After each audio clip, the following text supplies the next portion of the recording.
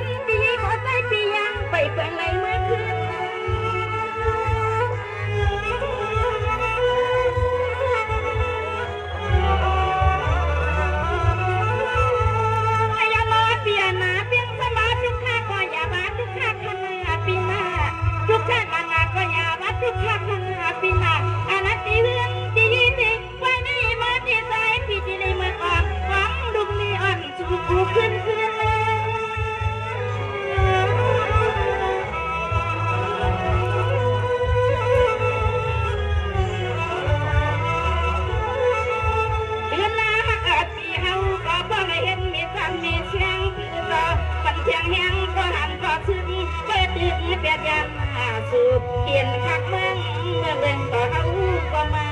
เรื่องเขียนมาเบิ่งก็เฮาก็มาเรื่องยาว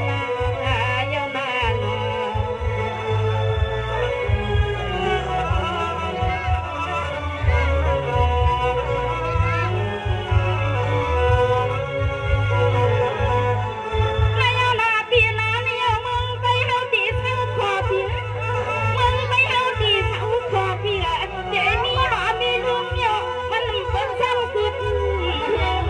มันเบิ่งซ้ำคือ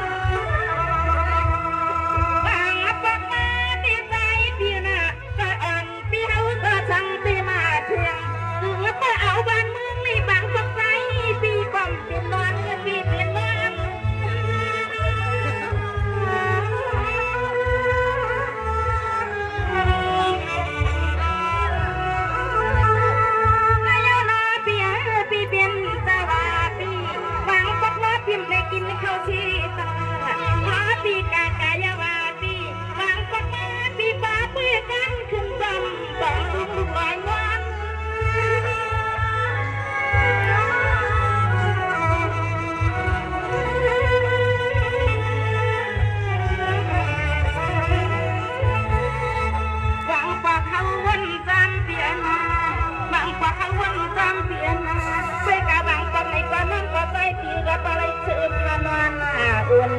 รอไปนานถึงเป็นมีจักมีเชียงอ่างสู่ในเมื่อกาลำเป็นจำที่ต้องกับตามมาตาลูกกับป่าอ่อนคุดยิ้มหับตามมาลอยที่อยู่ที่เจ้าตั้งชื่อในหูควายอยู่นานอยู่นาน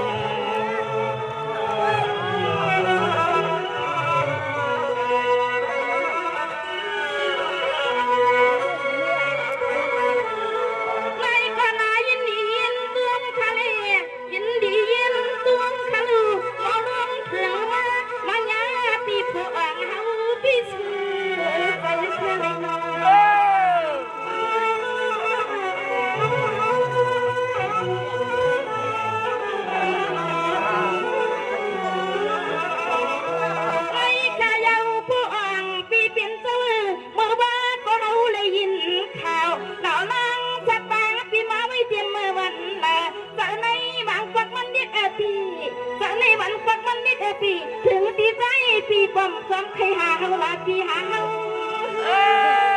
มาอยู่เป็นเรื่อง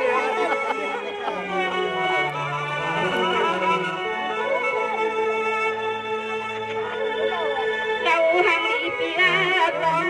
ช่วงป่าปีพอนเขาปีนั่งหวยคงเป็นสักทีปีเสียวกายาก็เป็นคนเลี้ยงชาเพปอมาในทุ่งไม่สู้ซื้อลังสู้ซื้อลังกำขนมันเธอเขาเลยยากันยังไง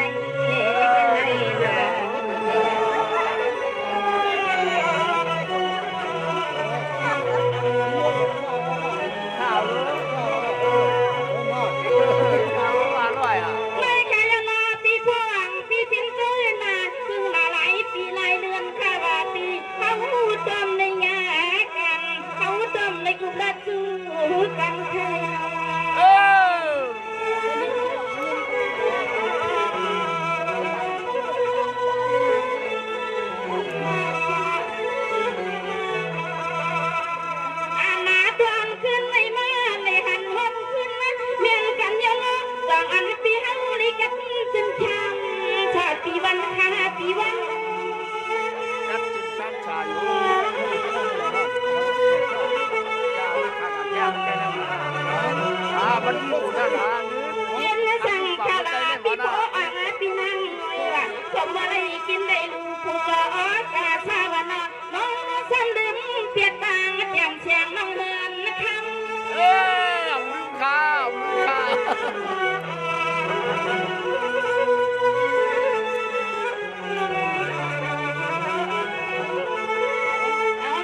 ขึ้นในเรือนข้าขึ้นในมาหกยาปีนหัวเขาเย้าใส่ขานังยาเสียงหุ่นเสียงลายพอเล่นสักทีก็มาพอเลยหันก็ยังอ้ำคอยขยับมาบัดละ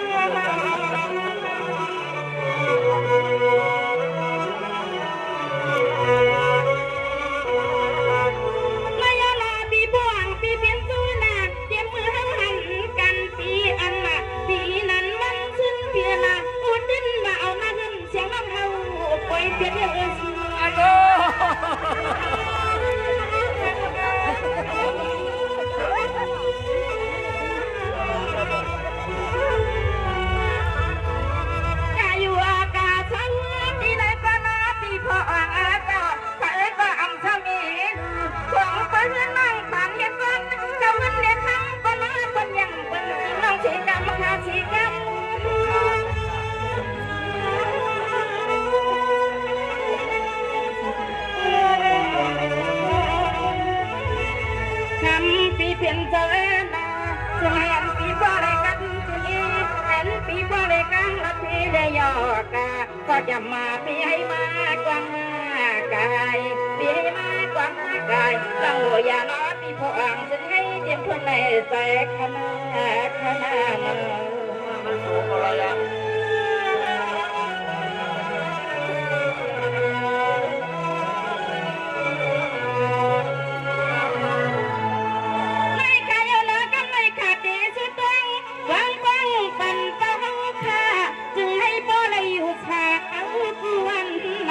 เอากวนมาเธอ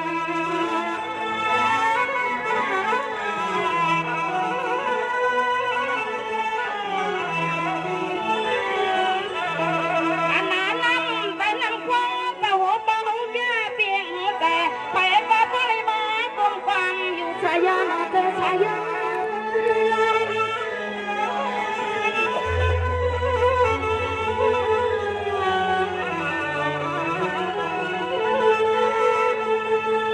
แน่คำเจ้าเปลี่ยนเจ้าเขาเปลี่ยนเงาวันเงามาเยอะน้องบ้านเมืองก็ดีเฮืองปางขายาด้วยขาลูกพี่น้องก็พาในมือไหนป่าไรลึกกันในคำเจ้ามาเตะได้เบียงดวงคำเจ้ามาเตะได้เบียงดวงขะในนา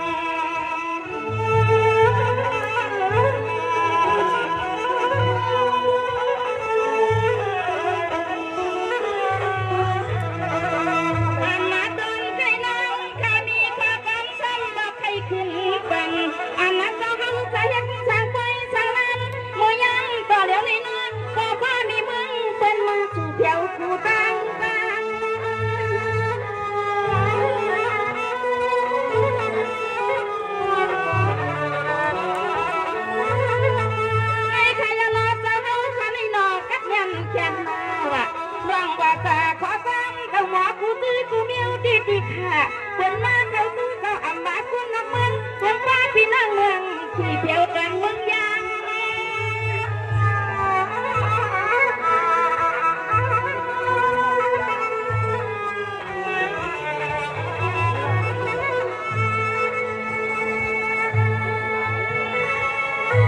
แน่ข้ามมาต่อเป็นเจ้าเฮาเจ้าเกิดอยู่วันไหนกว่านั้นเขาที่นอไปมองนักคิงเขา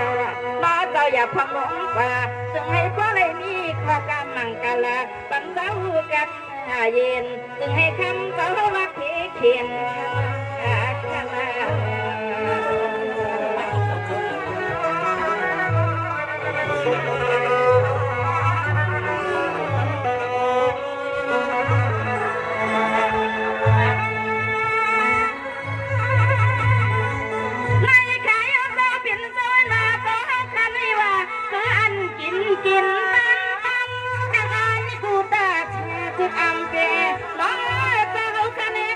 ก็อังกีน้ำมามันน้ำแค่หนอต้น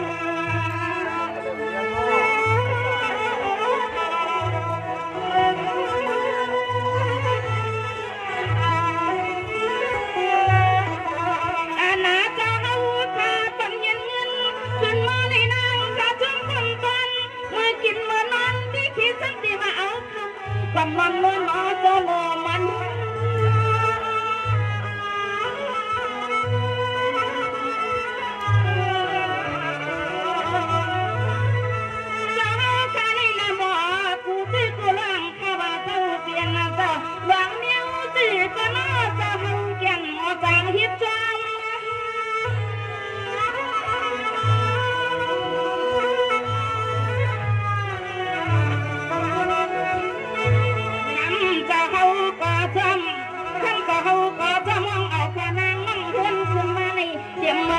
เขาคุ้มชา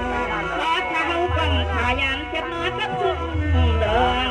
นางคำขายานเก็บน้อยกับซึ่งเดินข้างดัง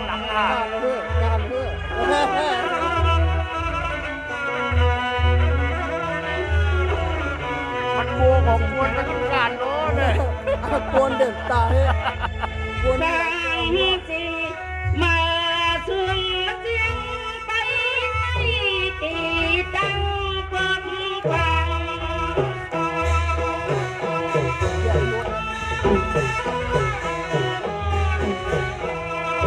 กังจีมาซึ่งกังไปไว้มันตื่นหรือนอนนั่งชักแบงหาม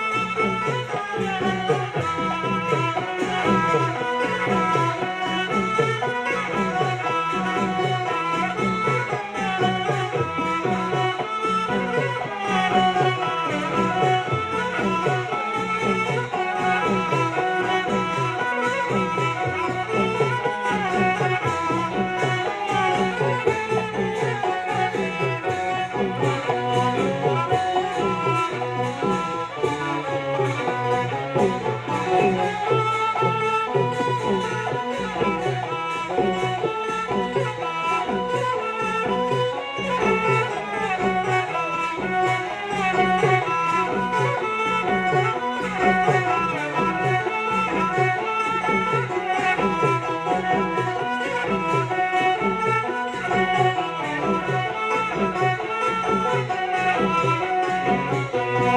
you.